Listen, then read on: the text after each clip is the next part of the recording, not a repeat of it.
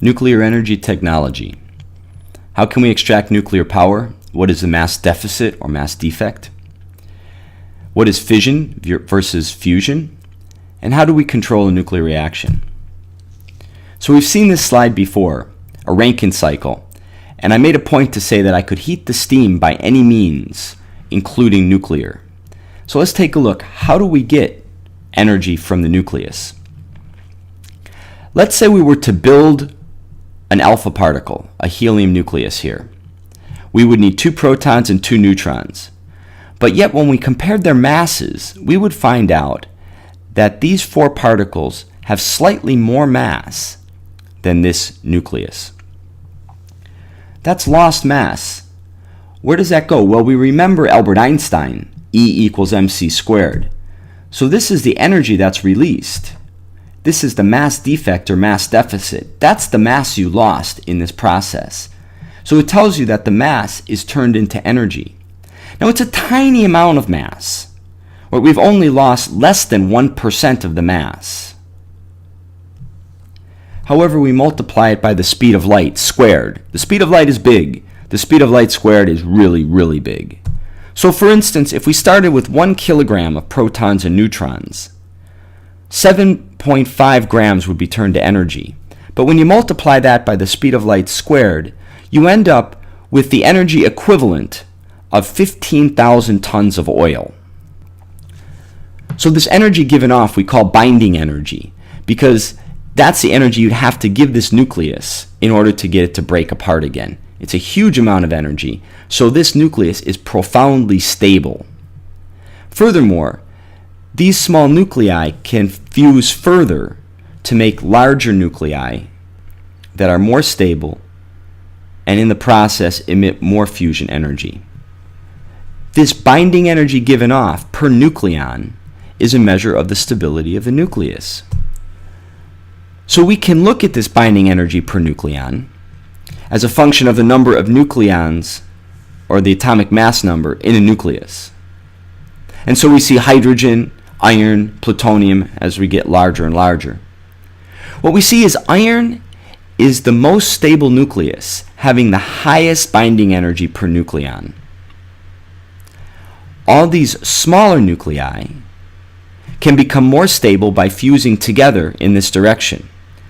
This fusion will release energy in the process. Likewise, for nuclei larger than iron, breaking them apart will also release energy. So the very large nuclei can become more stable through fission, releasing energy, and the smaller nuclei can release energy via fusion.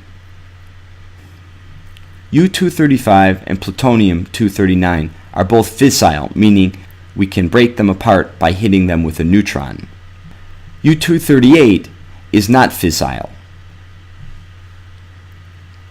When it gets hit with a neutron, it absorbs it and turns into plutonium, which of course then can fission. Fission was our first nuclear reaction that we were able to control with an atomic bomb in 1945 and nuclear electricity in 1951. So fusion is clean and safe. It goes on very well in the sun, but how will we make it work here on Earth other than with bombs?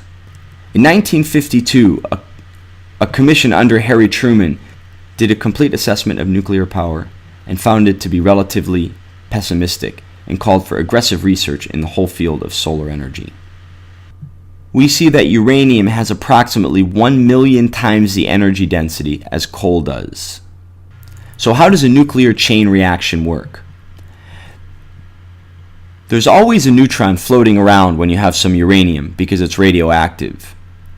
And so if a neutron hits a U-235 nucleus, this nucleus will split apart into 2 daughter nuclei, radioactive daughter nuclei, and produce about a huge amount of energy in the form of kinetic energy and radiation. It will also produce another neutron, or another 2 neutrons, or another 3 neutrons. These neutrons are then free to go off and encounter more nuclei that can fission. If a nucleus encounters a U-238, it will not fission, but it will turn to plutonium-239, which is fissile. And so if this is hit with a neutron, it will also fission. And so what we find in our nuclear reactors, especially if we leave the fuel rods in long enough, a good portion of the energy is the result of fissions from plutonium. That is the result of uranium-238 turning into plutonium. So for instance, in Diablo, they leave those fuel rods in long enough for about 1/3 of the fission energy to come from plutonium. How do we keep this nuclear reaction going? The problem is that most of matter is empty space. In fact, a nucleus is about 1/10,000th the diameter of the atom itself. So an atom is almost all empty space, and these neutrons have very little chance of hitting another nucleus, and you'll never have a chain reaction unless you have enough material so that before these neutrons get out of the material, they're likely to strike another nucleus.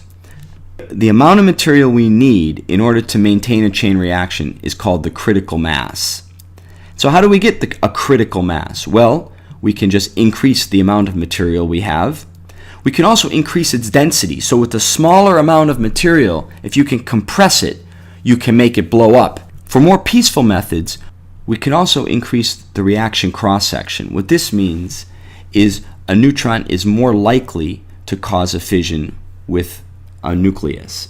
What we find is if we slow the neutrons down, they're more likely to result in a fission. We can do that by passing the neutrons through graphite or water or some smaller nuclear material. We call these materials moderators. So for instance, Little Boy that exploded in Hiroshima was a U-235 bomb. There was a critical mass of uranium that was broken in half. And so with the two pieces separated, it was subcritical. It would not blow up. So they put a conventional explosion on one end. It exploded and pushed these two pieces together. It became critical and exploded. So you had a boom and then a boom. Fat Man is the name they called the bomb they dropped on Nagasaki. It was a thin spherical shell of plutonium that was compressed by simultaneous conventional explosions, pressing the plutonium into a small and very dense center, making it supercritical, and it exploded. So how can we control a chain reaction so it continues but doesn't get out of control? We need to maintain a critical mass, and we can do that by increasing the nuclear cross-section with a moderator like carbon or water. We can stop a chain reaction by absorbing the neutrons. Certain substances, certain composites and metals can be lowered into the reaction chamber, absorbing the neutrons. When enough are absorbed, the reaction goes subcritical and the reaction closes down. However, after a reaction goes subcritical, the neutrons don't stop. Because there are so many daughter nuclei, radioactive daughter nuclei, still decaying, neutrons will continue to be produced over a period of seconds, and then less over a period of minutes, less over a period of days, less over a period of weeks. This is both good and bad. It's good because it allows us to maintain a stable chain reaction condition. So in controlling the reaction, it allows us to go subcritical without the reaction closing down. So when you go subcritical, you see the reaction dropping off. You can pull the control rods out and bring the reaction back up. So the delayed neutrons allow us to maintain a stable equilibrium with a chain reaction that doesn't grow out of control. The downside of delayed neutrons are if you want to close your reaction down completely and not have any heat, you can't. So for instance, in Fukushima, when they got hit with a tidal wave and they lost power, they could no longer cool their reactor core. So they shut the reaction down. The amount of heat production was immediately reduced to about 5% of what it usually is. However, there was no water, there was no circulation to cool it.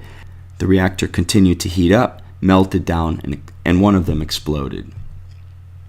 So this is a Rankine cycle for coal. What does it look like for nuclear? You have a reactor core, and that's going to have fuel rods, it's going to have a moderator, and it's going to have control rods in it.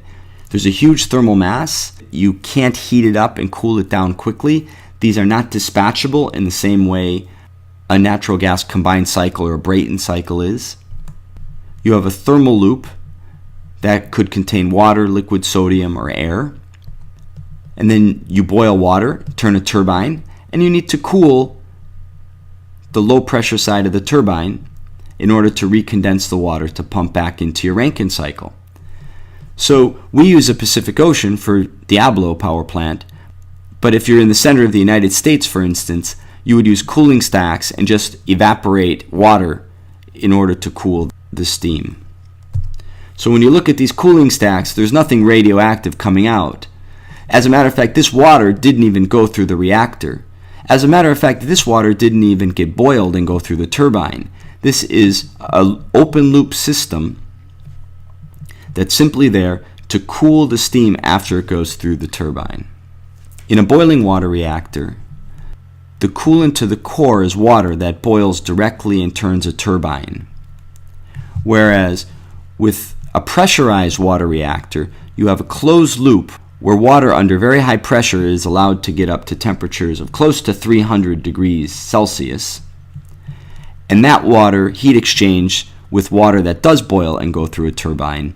And then a third loop cools the steam after it comes off the turbine.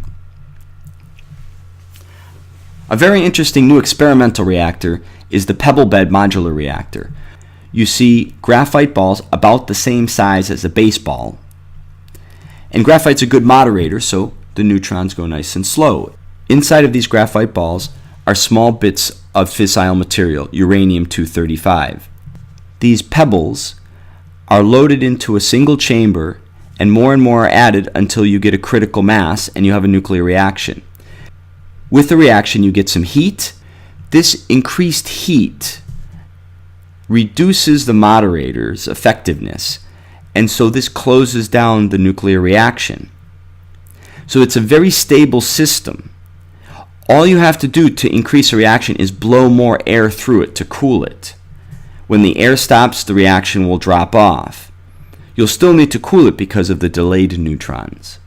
But one of the reasons we like this is it's gas cooled and it can get to very high temperatures, and it's self-limiting, so that when the temperature gets really hot, the reaction rate drops off.